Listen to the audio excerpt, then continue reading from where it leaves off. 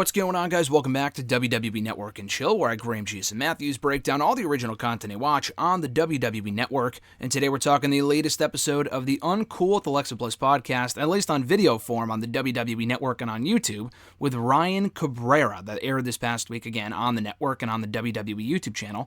Really good episode. Obviously, Cabrera is the real-life boyfriend of Alexa Bliss, so I knew it would be a good episode. Their chemistry would shine through, and it did. They don't talk at all about how they met, dating and stuff like that. Even though the title of the video on the YouTube channel acknowledges that they're a couple, and they kind of hint at it during the interview. They don't really talk a lot about that. They talk about Ryan's past relationships, which is interesting, but I thought it made for a really, really fun episode overall. Clocks in at around 40 minutes or so.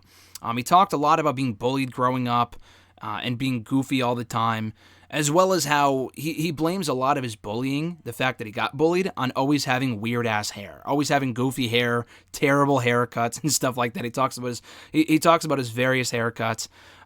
He used to claim when he was growing up that he used to be in a band. Obviously, he's an artist now, but he claimed growing up that he was in a band just to impress girls. And he had a punk phase, and he was in a band called Kane, I think. Maybe that's just the wrestling fan in me thinking it was called Kane, but he said something about Kane. He also formed a group called Rubik's Groove, which is so stupid. Neither group really lasted, obviously. He talks about his relationship with record labels and moving in with the Simpson family. He was dating Ashley Simpson at one point.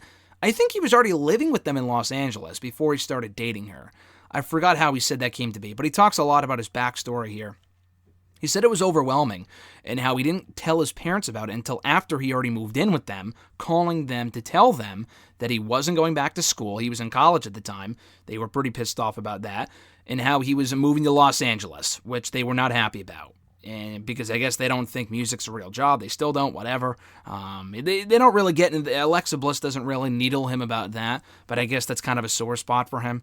But he said he was always very stubborn, didn't care about looks. He would go into meetings and stuff about record labels and stuff wearing flip-flops because he thought it was only really about the music, which it is, but it's kind of it's about the overall package and kind of putting some effort into your looks and not just wearing flip-flops to meetings, you know what I mean?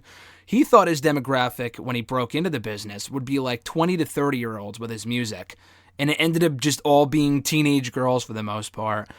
He would go to frat houses and perform for girls and not sleep with them, but sleep on their floors and stuff, just to get his name out there and just to kind of, get his foot in the door, so to speak, literally and figuratively.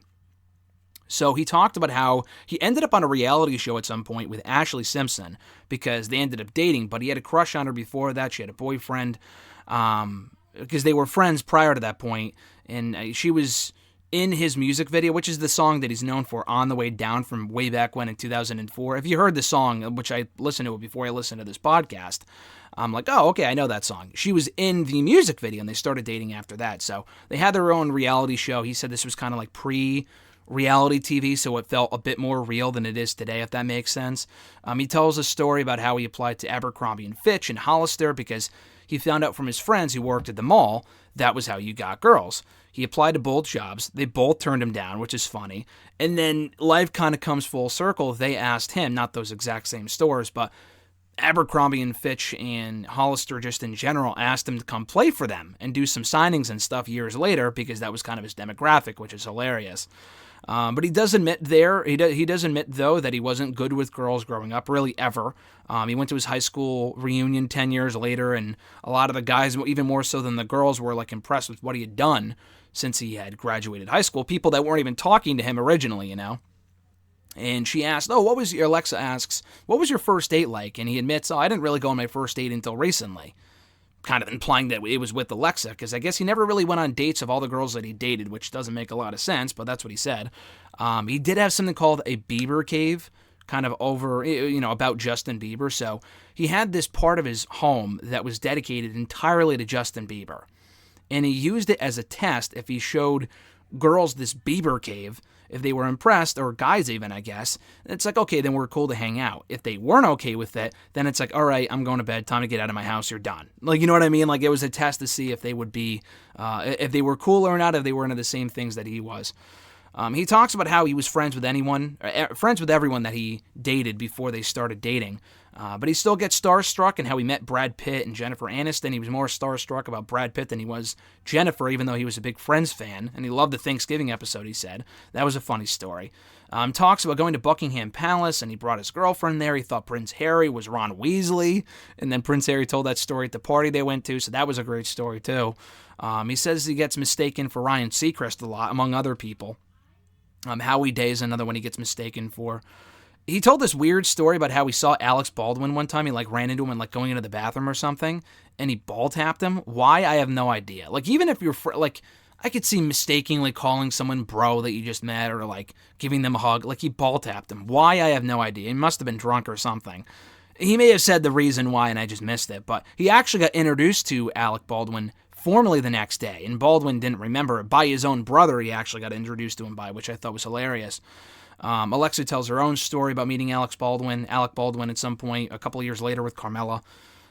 He discusses his tattoos, and now all the tattoos on his upper body, on his hands and arms and stuff, are on purpose, but everything on his lower body, his legs, is called tattoo roulette. Just completely random, his friends would advise him to get a tattoo that they wanted to get that he didn't want, that type of thing, just random stuff. So he talks a lot about tattoos and what he would tell his younger self just to not change and just to kind of be himself. And he tells a quick story about how, because his hair is purple in the video, and that was why is his hair purple? Because I've seen him on Miz and Mrs. before, because he's good friends with Miz. That's how he ended up meeting Alexa Bliss, was through Miz. And he's never had purple hair before, and obviously that was filmed a while ago. But he said that Alexa was actually the one that dyed his hair orange, and the only way for it to go back to normal was for him to dye it purple, which I thought was funny. So, again, a good episode overall. The only nitpick is that they didn't really discuss about how they met, which I know isn't really the purpose of the podcast. It's about his own story, which I thought he did a great job with. He had a lot of funny stories. He was a really likable guy, and you could obviously sense the chemistry between these two on camera. So, again, you could check out the podcast version whenever you, or wherever you check out your podcast and find your podcast and stuff. But the video version, I think, is more entertaining on the WWE YouTube channel or on the WWE Network. So check it out right now. Check out all my other Uncool with Alexa Bliss podcast reviews right here on WWE Network and Chill in the description box down below in the playlist entitled Uncool with Alexa Bliss Reviews. Like the video, drop a comment, share the video, and subscribe to the channel for more daily content. Hit the bell button as well to be notified every time a new video goes up. Have a great one, guys. I'm Graham G. Matthews, and I'll catch your ass down the road.